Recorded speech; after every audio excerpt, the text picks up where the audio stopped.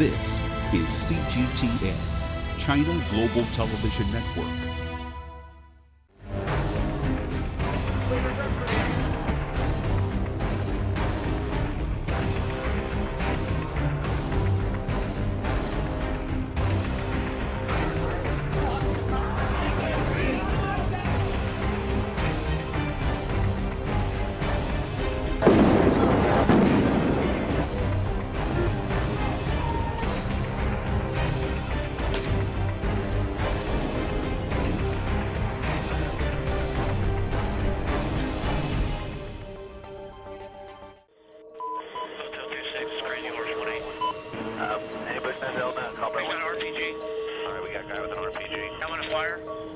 Light them all up.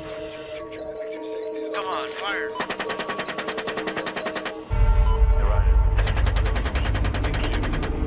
A real-life video game. This is probably one of the most infamous memories the world has about the US invasion of Iraq, as we just marked its 20th anniversary.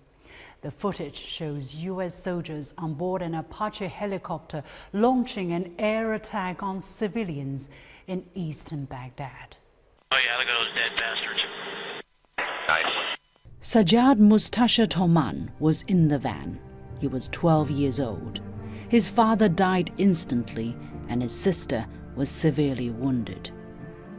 موجودة عندي صور جايبهن وإيدي وبطني عملية قلت ليش قريبة على الكبد. أنا رجلي شذية طابة منها طالعة منها ومن هنا هميان طالعة من هنا. Ironically, Sajjad's life was saved by a US soldier on duty in the neighborhood. At first I didn't even realize that it was the Apaches that shot the van. And I looked in through the driver's side of the van, and that's when I saw the little boy take like a exasperated, like a labored breath, like, and then come back, and it shocked me. I just started screaming out, "The boy's alive, the boy's alive." And I run over to him and I scoop him up and I have him, I'm cradling him, and I look down at the boy and I'm saying, don't die, I've got you, you're gonna be okay. And hold on.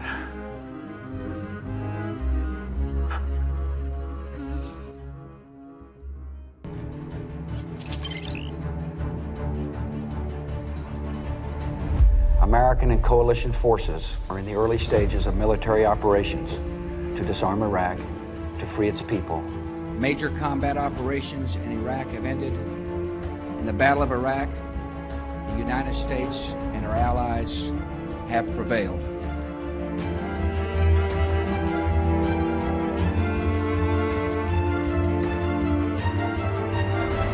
Today, I can report that, as promised, the rest of our troops in Iraq will come home by the end of the year. After nearly 9 years, America's war in Iraq will be over.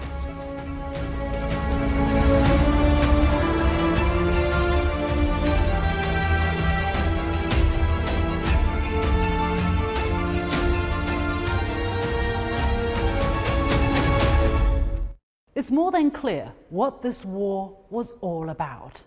I think the Americans knew that he didn't have these weapons. Certainly in the Pentagon, they knew, and they didn't tell us. They didn't worry that he didn't have weapons. They were going to go for him anyway. They were into regime change. They wanted the regime to change and Saddam out. Saddam was out. But did freedom ensue, as President Bush promised? Your nation will soon be free. Free to build a better life. كان أكملوا العراقيين، يعني إنه إحنا نقول إنه هذا التغيير ما يحدث لولا وجود القوات الأمريكية والقوات المتحالفة معها، يعني ما حدث هذا التغيير بالعراق. الآن اللي إجوا بعدهم ممكن يقدرون إنه يكملون، مو يروحون يبدأون من الصفر. يمكن بكل العراق، على عموم العراق بال18 محافظة، من الشمال إلى الجنوب ومن الشرق إلى الغرب، يمكن مؤسسات تنعند. The US went into Iraq under the pretense of destroying weapons of mass destruction. However, they were using depleted uranium bombs, a highly destructive weapon, to achieve that alleged goal. 就是对伊拉克呢就造成了灾难性的这个后果。它的就是杀伤力比较大，另外呢穿甲能力强。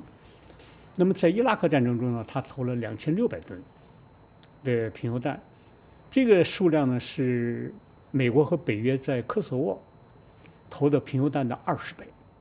It is estimated that more than 300,000 depleted uranium rounds have been fired during the invasion, the vast majority by US forces. هاي هنا قلت راجع مستشفى الصدر شعبة تخطيط العضلات كان بيها يردون يسوي لها قلت لك رجلها أنا ببدايتها هاي من كان عمرها يعني 19 سنتين وسووا لها تخطيط عصب رجلها فقالوا ما بيشي يعني بوقتها الشغلة شنو اللي طلعت عليها سبب الدماغ يعني. أنت قاعد بعد أنا قعدت أكيد حبيبي البنية نفس الحالة؟ اي نفس الحالة.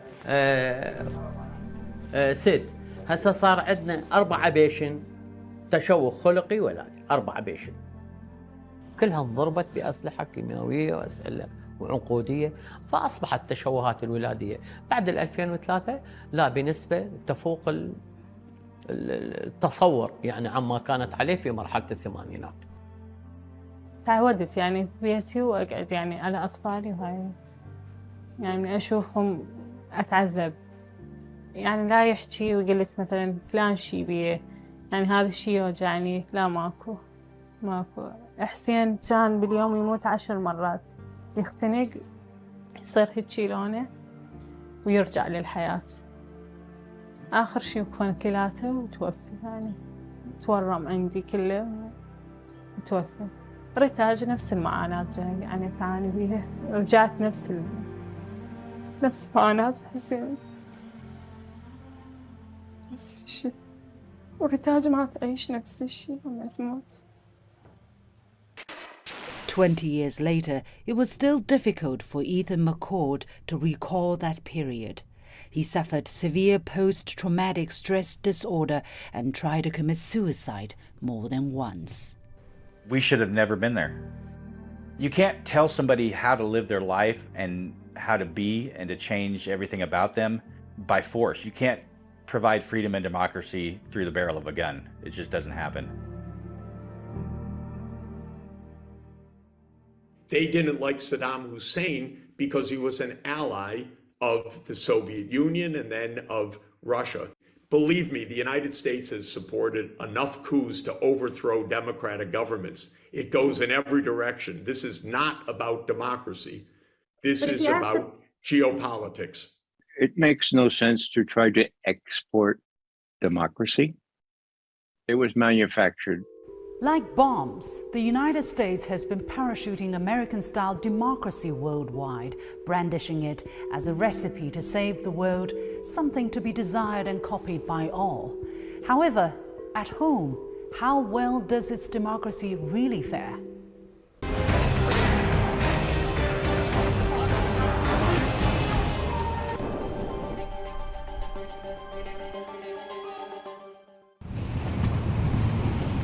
A poll conducted in January 2022 finds that 64% of Americans believe U.S. democracy is in crisis and at risk of failing.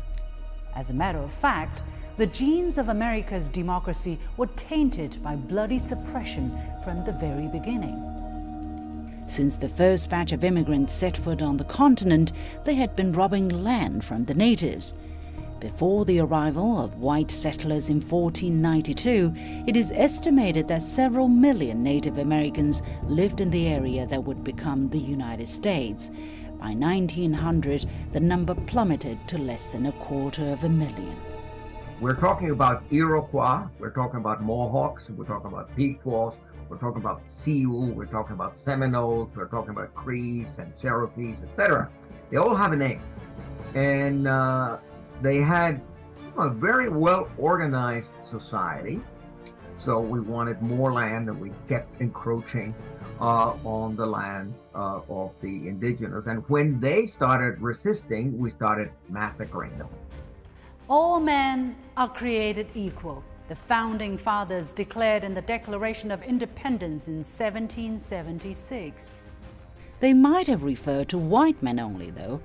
It wasn't until 1865 that slavery was formally abolished, but minority groups continue to suffer systemic discrimination.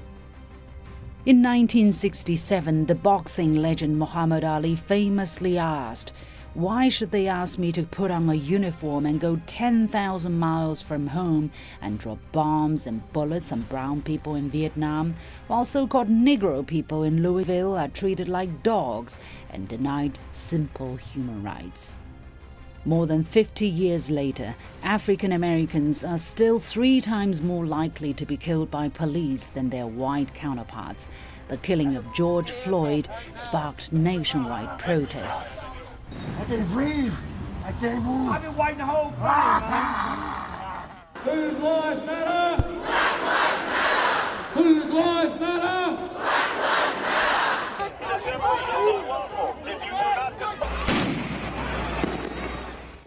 This ghastly picture wouldn't be complete without mentioning gun ownership and the National Rifle Association, or NRA. Clearly, America has a gun fetish. We embrace violence. Look at our movies. Look at our pop culture. Guns are everywhere, and they're glorified. They're held in higher esteem than many other things in our culture. And that's because of this notion of American rugged individualism. And this American myth is built on a lot of preconceived notions and on a lot of bad information.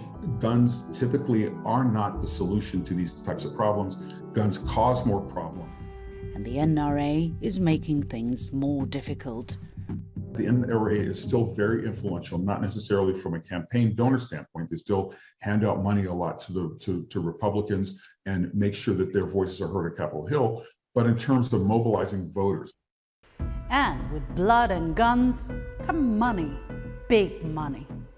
Republican Senator from Ohio Mark Hanna is quoted to have said in the late 19th century that there are 2 things that are important in politics. The first is money, and I can't remember what the second one is. What happens when a congressional representative gets elected? First day in office, they start making phone calls to the potential donors for the next election coming up.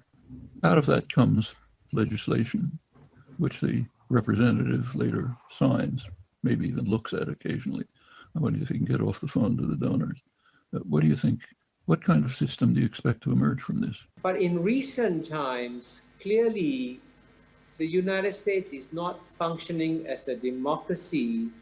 It is functioning as a plutocracy. And the sky is the limit. The total cost of 2022 state and federal midterm elections reached over $16.7 billion, setting a new record. That's more than the combined GDP of over 70 countries in the world in 2021. Big money aside, are the voices of ordinary Americans being heard? One person, one vote sounds like a nice idea, but does it really make a difference?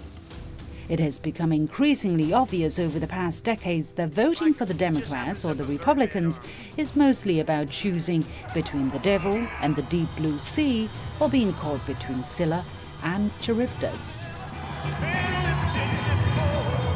Public trust in the U.S. Congress has reached an all-time low, with a miserly 7% of Americans expressing a great deal or quite a lot of confidence in the institution, according to a Gallup poll released in the summer of 2022. U.S. House speakership, which ended with Kevin McCarthy's winning after 15 rounds of voting, might reveal the true nature of party politics, that is, political stalemate. Unfortunately, I don't see either of the 2 dominant political parties being able or willing to change that, largely because they're funded by many of the same powerful economic interests that benefit from these policies. As a result, government shutdowns have become a seasonal nightmare. From December 2018 to January 2019, the U.S. government has been shut down for 35 days, the longest period in history. The genes of America's democracy have been further corrupted with dodgy practices. They have exotic names: gerrymandering, filibuster, and carpetbagger, to name but a few. One person, one vote has become a hall of mirrors. And to cap it all, you have the media, including social media, which put a nice spin on the fairy tale. In the United States, the media is considered the fourth estate or gatekeeper of democracy. But in fact, they've always served financial interests and party politics. And since the Trump presidency, things got worse.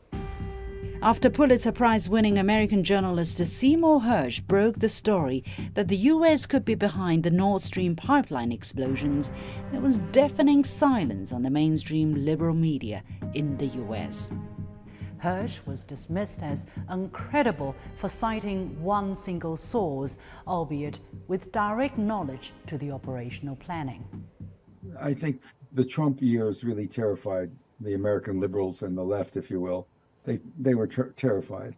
And you had a situation where there was Fox News on one side and the New York Post, conservative papers favorable to Trump, and the rest were absolutely against anything, all things Trump.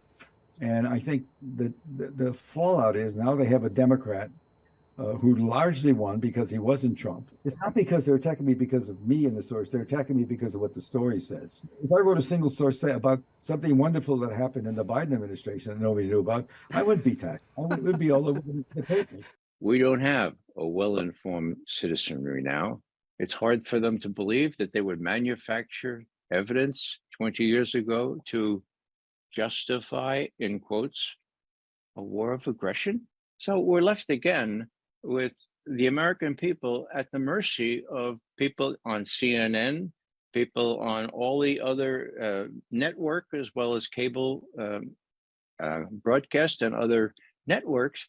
They have a 2,000-year plan to destroy this country. And it's not just on TV. While touting freedom of expression and speech, the U.S. government also seeks to control international public opinion through manipulating social media. According to The Intercept, U.S. Department of Defense has used Twitter, which includes U.S. government-generated news portals and memes, to run its online influence campaign to shape opinions in Yemen, Syria, Iraq, Kuwait, and beyond. Since the war broke out in Ukraine, public discussion on mainstream media was far from being free and balanced. I have not in my years seen this simplification, this banalization of something hugely complex as has gone on the last year or the last 8-9 years concerning Ukraine. I have never seen so much lying and so much one-sidedness and so little intellectual input in what is reported. I believed everything that I was taught growing up. I feel used. I feel used for being in Iraq.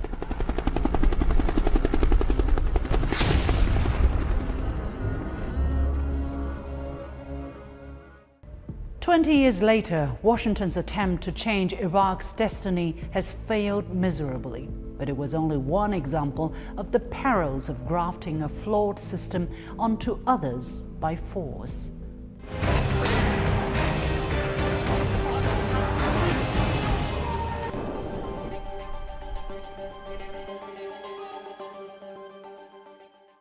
In 2001, the U.S. launched a war in Afghanistan in response to the 9/11 attacks, claiming that the then Taliban government provided shelter to the terrorist group Al-Qaeda.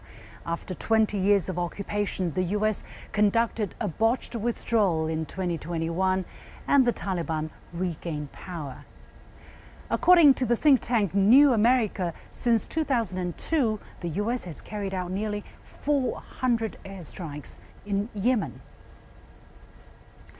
In 2011, together with its allies, the U.S. launched the Operation Odyssey Dawn and overthrew Libyan leader Muammar Gaddafi. Libya today remains a divided state. Shortly after the Syrian war broke out in 2011, the US and its Western allies strongly backed opposition militants against the Syrian government. By 2017, the US-led coalition has conducted over 11,000 airstrikes in Syria, according to US Department of Defense. Brown University in the US estimates that at least 929,000 people have died in Afghanistan, Pakistan, Iraq, Syria, Yemen, and other post-9/11 wars, including nearly 390,000 civilians. At least 38 million people have been displaced. These wars against terror have cost the US around $8 trillion over 20 years. Has that made the US or the Middle East any safer? A country that has toppled so many governments in Africa, that has led so many coups in Africa and other parts of the world, a country that has killed so many of our leaders in Africa and other parts of the world, today are coming to teach us about democracy. If you have no respect for the dignity of others, if you have no respect for the sovereignty of other countries, you cannot claim to be a champion of democracy. When a person has a hammer, they think everything is a nail. So the US has a hammer. There's no doubt it's got a big military. And it thinks that it can pound on the head of anyone and get a solution. And it never works. Who could be next? It's obvious that the US has beefed up the democracy versus authoritarianism narrative, and this time the target seems to be China. Democracy. Democracy. Democracy. Democracy. Democracy. During the Cold War with the former Soviet Union, the world was brought to the edge of nuclear war because of ideological confrontation between the two camps. There are many people in the world who really don't understand, or say they don't, what is the great issue between the free world and the communist world. With President Trump in the Oval Office, the ideological approach reared its ugly head again, together with the China threat drumbeat. We, the freedom-loving nations of the world, must induce China to change in more creative and assertive ways. Maybe it's time for a new grouping of like-minded nations, a new alliance of democracies. President Trump launched a massive trade war against China, which failed miserably. The Biden administration took a less transactional stance in foreign policy than his predecessor, but ideology took its center stage. Our task is to prove once again that democracy can meet urgent challenges, create opportunity, advance human dignity. And the Biden administration has been translating this approach into concrete measures. The US-EU Trade and Technology Council was formed to counter China's trade and technological progress. The Quad, a strategic security grouping of the US, India, Japan and Australia, has been upgraded to the head of state level. Another James Bond-like acronym for AUKUS, a security partnership, was set up to provide nuclear-powered submarines to Australia by the US and the UK. And the US has been pushing for an Asia-Pacific version of NATO, all these with China in mind. It's not about democracy or not democracy. It's about what the US state views as its interests. The interests could be security interests, it could be geopolitical competition with China or with Russia, it could be financial interests. The Biden administration has put increasing number of Chinese companies under unilateral sanctions, citing threat to the US national security.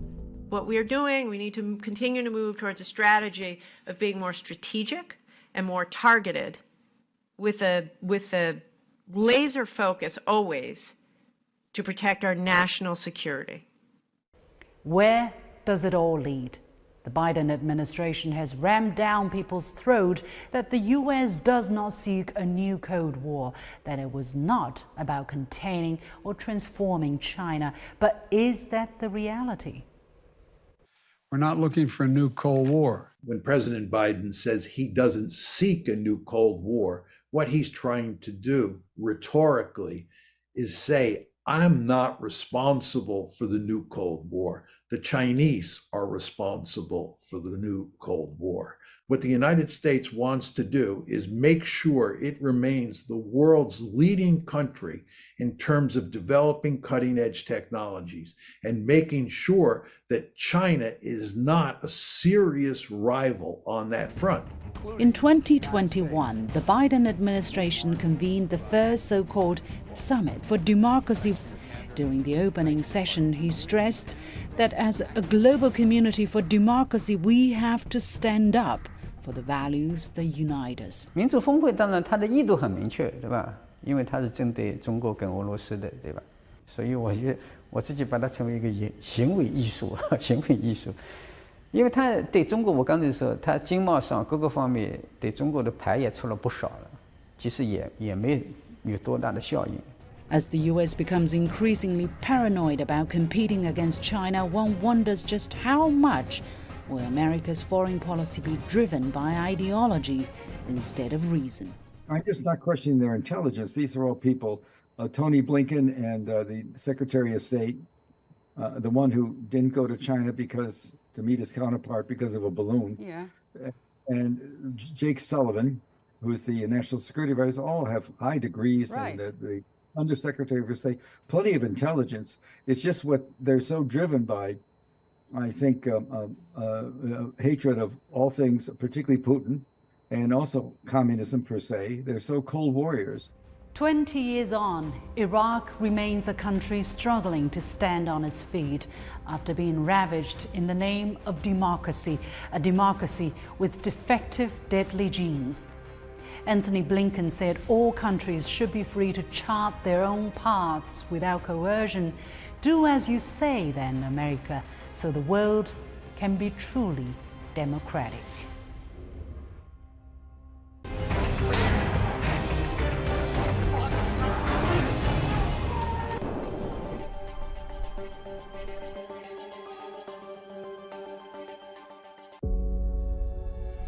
Facing the unknown is always difficult. In a world in turmoil, it's easy to lose orientation. But when the storms come, we have to see the possibilities, reinvent, find new opportunities, discover a path forward. CGTN, see the difference.